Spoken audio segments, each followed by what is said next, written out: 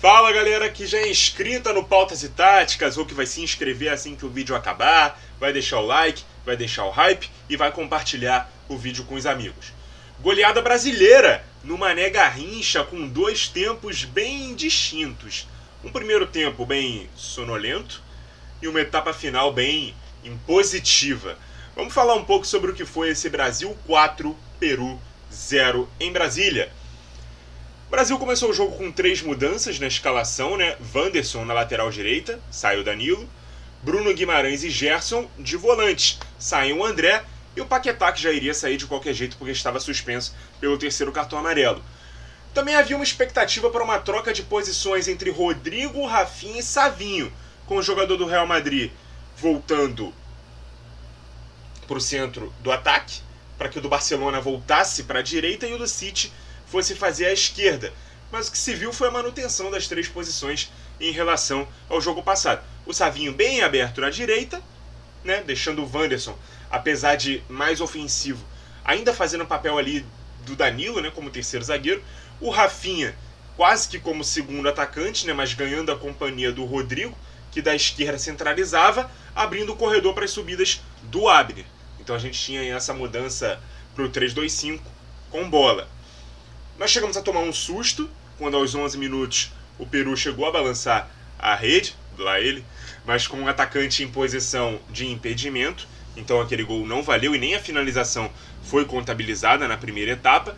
Mas o que se viu na maior parte dessa etapa inicial foi uma circulação de bola lenta, um Brasil pouco agressivo ofensivamente, jogadores com freio de mão puxado, como se o resultado fosse construído naturalmente, a qualquer momento.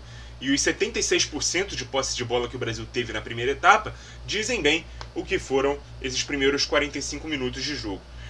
Mas me incomodou muito, principalmente essa postura do Wanderson, né? Tudo bem que a ideia de ter um lateral mais preso é do Dorival.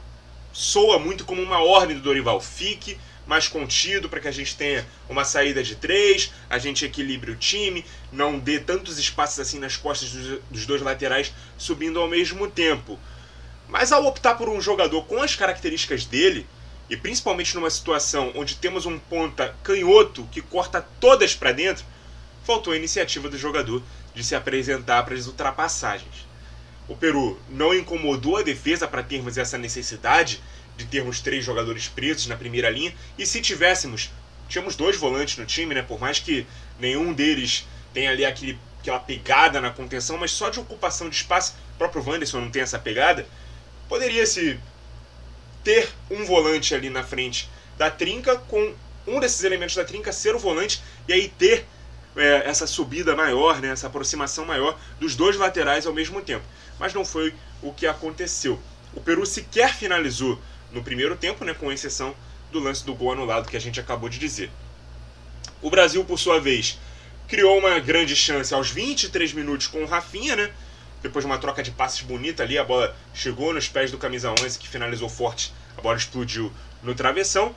E aos 32 minutos, em lance do Igor Jesus, ali marcado pelo Zambrano, né, o peruano tocou a bola com a mão, o VAR chamou para marcar o pênalti, né, porque o árbitro tinha visto ali primeiro a bola tocar no peito, coisa que não aconteceu. A bola toca somente no braço, talvez até acidentalmente, mas ele corre o risco, né? A mão está esticada, então ampliou o raio de ação do corpo. Pênalti, segundo a regra, o Rafinha bateu bem, deslocou o goleiro e abriu o placar. O Brasil finalizou no primeiro tempo só 5 vezes. 3 foram no alvo, mas como eu disse, o Peru sequer finalizou na etapa inicial. No segundo tempo, o Brasil voltou bem melhor no jogo, ocupando o campo de ataque, mostrando superioridade, o Wanderson se apresentando mais no ataque, e ampliou logo cedo o placar com mais o gol de pênalti do Rafinha. Um pênalti que eu achei bem discutível no começo, né? Inclusive foi uma jogada do Savinho cortando para dentro e tal, mas depois no replay, num outro ângulo, com um zoom maior, a gente vê ali que há o toque ali no joelho do Savinho, inclusive bem perigoso, porque se ele tivesse com as travas da chuteira um pouco mais fincadas no chão, aquele toque poderia até gerar uma lesão grave de joelho ali. Então, no primeiro momento eu até eu acho que esse pênalti aí foi cavado, talvez o VAR chame para desmarcar, mas no nosso VAR aqui, né, no nosso replay que a gente viu das transmissões oficiais, realmente foi pênalti. O Rafinha bateu e marcou o segundo do Brasil, o segundo dele de pênalti. E pouquíssimo tempo depois das entradas do Luiz Henrique e do Andreas Pereira, nos lugares do Savinho e do Rodrigo, jogaram a do Pantera, assistência para o golaço de voleio do ex-jogador do Flamengo. Depois foi a vez do próprio camisa 7 do Botafogo deixar o dele e transformar o placar em goleada. Últimas alterações foram Endrick e Matheus Pereira, né, que ingressou na lista no lugar do Paquetá, nas vagas do Igor e do Rafinha. E depois o André no lugar do Bruno Guimarães. O Brasil terminou o jogo com 18 finalizações contra 3 do Peru. 8 no alvo contra 1. 69% de posse de bola. Diminuiu um pouquinho ali a posse, deu um pouquinho mais de chances, mas também criou muito mais, teve muito mais volume de jogo. Tanto que o próprio Brasil no primeiro tempo, quanto que seu adversário no jogo inteiro. Para quem exigia boa atuação, placar elástico, vitória com convencimento diante de um adversário mais fraco, demorou, mas ela veio. Alguns diziam que a continuidade ali do Dorival dependia, né, de uma boa atuação, passava por esses resultados mais de mais supremacia contra esses adversários mais fracos nessa data FIFA em que nós enfrentamos, né, lanterna e vice-lanterna das eliminatórias. Eu sempre achei exagero, e disse isso em todos os vídeos que tive oportunidade, né, condicionar a permanência ou não do Dorival ao que acontecesse nessa data FIFA de outubro. A paz para se trabalhar se compra com resultado. Foi o que eu sempre disse, foi thumb do vídeo da data FIFA de setembro, né, que eu ainda fiz um vídeo só para os dois jogos. Mas, enfim, em outubro nós tivemos esse resultado e pelo menos bons últimos 45 minutos de desempenho, que foi esse segundo tempo aí contra o Peru. O que a gente pode tirar de conclusão dessas duas últimas partidas? Primeiro, o time funcionou muito melhor com o centroavante, né? O Igor foi bem, especialmente contra o Chile. Não só pelo gol, ele foi bem mesmo, né? Merece sequência na próxima lista, merece sequência de titularidade. Ontem, inclusive, no gol do Luiz Henrique, quem faz o último passe antes do Luiz Henrique preparar ali toda a jogada é o próprio Igor, beleza? Não sei se dá pra chamar de assistência, mas o último companheiro a tocar na bola antes do autor do gol foi ele. Segundo, o primeiro passo para que o Danilo perca sua vaga no time titular foi dado, né? Ficou no banco, agora contra o Peru. Eu entendo perfeitamente que não é fácil sacar o capitão do time e simplesmente parar de convocar de uma hora para outra, né? Um jogador que tem liderança, tem respeito do grupo. Mas se já sentou no banco uma vez, está aberto o caminho ali para ele não voltar à titularidade nos jogos de novembro e, quem sabe, não figurar nas primeiras listas em 2025. No entanto, o Wanderson foi muito melhor no segundo tempo do que no primeiro, onde se preocupou em emular as funções do Danilo, né? Tanto o Dorival tem que respeitar as diferenças de características dos jogadores, quanto o próprio jogador tem que ter personalidade para fazer o que ele faz melhor, para mostrar que consegue entregar algo de diferente para o time, beleza? Então, próxima lista eu espero Wanderson e Danilo serem convocados novamente, mas com o Wanderson sendo titular nos dois jogos, para que na lista de março, ou não sei se eles vão fazer uma data FIFA em janeiro do ano que vem, provavelmente não, mas enfim, nas próximas listas ali em 2025, o Danilo não aparecer mais na convocação, beleza? Eu acho que é o ciclo natural das coisas, que o Danilo não espirre fora dos convocados já na próxima convocação, mas que já fique mais sem essa condição de intocável, de titular absoluto que ele já deveria ter perdido há muito tempo, beleza? Gostei dos jogos do Abner, principalmente no segundo tempo contra o Chile, e também fez um jogo muito correto, né, contra o Peru. Ele é jovem, o Dorival pode ter achado ali um jogador para dar sequência no ciclo, claro que ele vai precisar continuar mostrando bom futebol, tanto no seu clube quanto quando for oportunizado na seleção. Eu acho que essa convocação dele quase ninguém esperava, né? Ou quase ninguém aprovava depois que a convocação foi feita. Quem é Abner? O que o Abner está fazendo por merecer? Outros jogadores poderiam estar merecendo. Eu estou pedindo aqui há muito tempo a convocação do Samuel Lino, mas acredito que ela só vai acontecer se o Dorival abrir mão, né, da linha de 4 e efetivar um sistema com 3 zagueiros, algo que ele ainda não sinalizou que vai acontecer. beleza? E também há o receio, né, com o Samu Nino, porque é um ponta de origem, é destro, nem sempre é titular, né, nessa temporada no Atlético de Madrid. Talvez ele estivesse merecendo mais a convocação na temporada passada, mas eu ainda assim convocaria, tá? E esperava que ele fosse convocado dessa vez, não foi. Quem foi o Abner. O Abner abraçou bem as chances, já merece sequência para uma próxima convocação. O Alex Telles não entrou em nenhum dos dois jogos e ele entrou na lista pelo corte do Arana, que era o titular. Talvez eu esperasse pelo menos ali alguns minutos do Telles em algum dos dois jogos. Não aconteceu. Não sei como foi o desempenho dele nos treinos para seguir sendo convocado, quem sabe atropelar ali a preferência na lista em relação ao Arana. Mas eu acho que em condições normais o Arana bem vai voltar a ser convocado, beleza? Gostei muito mais da dupla Bruno Guimarães e Gerson do segundo tempo contra o Chile e da maior parte, né, do jogo contra o Peru, eles que foram titulares, né, nesse jogo contra o Peru, do que André e Paquetá. Eu espero ver essa dupla Gerson e Bruno tendo mais sequência como titulares da seleção e principalmente espero o Paquetá fora do time titular na próxima data FIFA, beleza? Que finalmente aconteça, que ele perca essa condição de titular absoluto, seja na posição dele, seja improvisado. Nossa, isso me incomoda muito, mas eu não vou falar mais sobre isso não, porque tem gente que se incomoda, né, com essa minha opinião. Eu não gostei da data FIFA do Rodrigo, foi bem irregular nas duas partidas, inclusive jogando na ponta esquerda, né, no lugar do Vini Júnior, que também estava sendo muito criticado ali. Vale lembrar, o Dorival, nessa variação, né, para uma saída de 3 e soltando um dos laterais, ele solta mais o lateral esquerdo.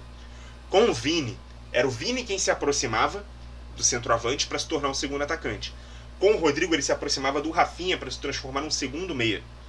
E o Igor ficava mais isolado porque era um centroavante. Com o Rodrigo jogando como esse jogador mais avançado, o Vini se aproximava dele para se ter uma dupla de ataque. Então, a dinâmica do funcionamento ofensivo do Brasil mudou bastante. Com o Vini na esquerda ou com o Rodrigo na esquerda, beleza? Mas o Rodrigo não foi bem nesse jogo. Jogou 90... Nesses dois jogos, né? Jogou 90 minutos no primeiro jogo. Foi substituído cedo agora no segundo. O Rafinha foi bem, não só pelos gols de ontem, né? Apesar do primeiro jogo que ele ficou totalmente ali sem função, preso ali na compactação do Chile, sem espaço, mas foi relativamente bem ali nesse segundo jogo, entregou mais, beleza? Para poder merecer sequência no time titular. Mais até do que o Vini, que ficou de fora dessa data FIFA por lesão. Mas eu quero ter bem mais calma com essa relação do Vini, até porque tem muita chance dele voltar para a próxima data FIFA com uma bola de ouro na mão. E aí, será que o Dorival vai ter peito para tirar ele do time? Será que ele vai dar sequência para o Rodrigo na ponta esquerda? Será que ele vai sacar os dois ou voltar com o Rodrigo, né, de falso 9 para poder jogar o Savinho na esquerda? Porque nesse momento na direita o Savinho tem uma briga por posição com o Luiz Henrique. São dois jogadores canhotos, o Savinho mais ocupador de corredor, de amplitude, né, cumpre mais ali um papel posicional. É um pouco mais previsível nas jogadas, né? Vai cortar para a esquerda e tentar cruzamento fechado ou finalização quase sempre. Se levar para o fundo vai ter alguma dificuldade com a direita.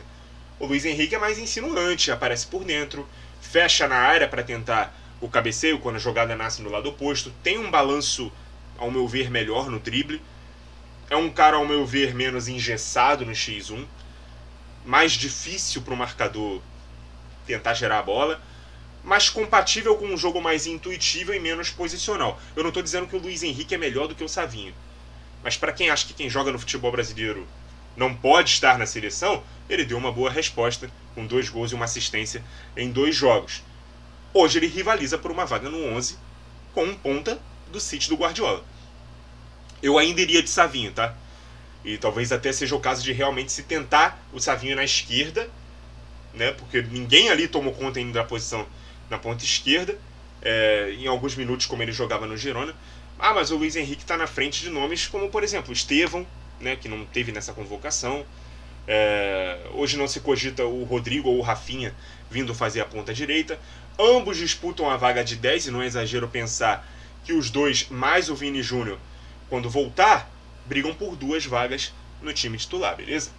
A não ser que realmente se queira tirar o Igor do time mais uma vez, mas eu acho bem injusto com o que o Igor desempenhou e com a melhora da seleção jogando com um centroavante. E uma outra coisa também, caso se jogue o Savinho para a esquerda, vai ser um ponta esquerda canhoto.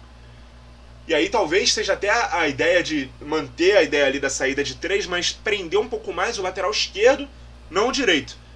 Porque se o Wanderson está merecendo mais chances de começar jogando e ele tem uma característica mais ofensiva, talvez o lateral esquerdo deva ficar mais preso. Aí pode sobrar pro Abner, que mostrou bom futebol, mas tem ali uma concorrência talvez até um pouco mais ferrenha. O Beraldo, por exemplo, que o Dorival gosta bastante, quando é titular no Paris Saint-Germain, joga na lateral esquerda. Ele é zagueiro de origem. Uma ideia. Se ele quiser manter uma saída de 3, mas prender o lateral esquerdo, o Beraldo pode funcionar bem por ali. O próprio Gabriel Magalhães pode funcionar bem por ali. Mas para a gente não abrir mão de ter 2 laterais ofensivos, por isso que a minha ideia seria priorizar o teste de um sistema com 3 zagueiros. Mas agora que ele conseguiu essa paz para trabalhar com resultados, com esse time, com essa base de time e com essa base de esquema tático, acho que esse tipo de trabalho deve ter sequência. A próxima data FIFA é um pouco mais difícil, tá? É Venezuela, fora de casa, e Uruguai no segundo jogo, dentro do Brasil. Conseguindo bons resultados nesses jogos, eu acho que ele vai ter uma liberdade até um pouco maior para tentar testar coisas mais ousadas, mais diferentes, mas não me parece que é o perfil do Dorival não, tá? Uma coisa é o que eu faria, outra coisa é pensar com a cabeça do técnico. Eu também gostei das entradas do Andrés, né, que fez um golaço nesse segundo jogo. O Matheus Pereira eu gostaria de ver mais vezes em outras listas, nem preciso dizer o lugar de quem, né? E o Endrick segue tendo poucos minutos. Eu quero ver o Endrick jogando mais tempo e talvez seria interessante ele entrar ao lado de um centroavante, não no lugar de um camisa 9. O Endrick pode funcionar bem como esse segundo atacante, né, atacando a área em diagonal, partindo de um corredor de meio espaço, não tendo que jogar de costas. Às vezes ele parece baixo e franzino demais perto dos zagueiros. Como se fosse uma criança mesmo, jogando ali no futebol dos adultos. Isso me preocupa num jogo que é cada vez mais físico. Mas a amostra dele é muito pequena, né? Tanto na seleção quanto no clube. Ele precisa ter mais minutos para a gente ser mais conclusivo. A gente não pode esquecer que é um garoto de 18 anos. Então eu não quero ser muito taxativo, radical. Esse garoto não serve para a seleção. Esse garoto tem que ser titular. Não é 8 ou 80, sabe? Eu acho que hoje ele não está funcionando como centroavante. Nas chances que ele teve como centroavante na seleção, o time não teve um acréscimo de qualidade como teve com o Igor, como teria com o Pedro, como talvez teria com o João Pedro, ou qualquer outro centroavante dono da posição ali, mais físico, que sabe jogar mais de costas. Dorival gosta desse perfil de jogador e não me parece ser o perfil do Endrick. O Endrick é um jogador que ou joga ao lado do 9 ou como centroavante num time que se compacta mais atrás e contra-ataca, para ele poder atacar a área em velocidade de frente. Me parece ser esse o perfil do Endrick. Mas enfim, eu acho que não dá pra gente fazer uma análise muito profunda do Endrick na seleção, né? Mas eu senti que eu deveria falar um pouco sobre ele aqui nesse vídeo. E é isso, galera. Vai ser interessante, né, essa sequência de trabalho aí do Dorival. Os nomes que vão se repetir na próxima lista. O que ele vai pensar para dar sequência no time titular. Quem ele vai oportunizar na próxima convocação. Eu sei que a gente sente falta, né, dos nossos clubes. Data FIFA muitas vezes é um saco, né? Mas esses intervalos entre uma data e outra também é ruim para esses momentos que se vem de uma boa partida. Agora os caras vão voltar para os seus clubes. Toda essa animação, esse hype podem ir pelo ralo até a seleção entrar em campo de novo em novembro.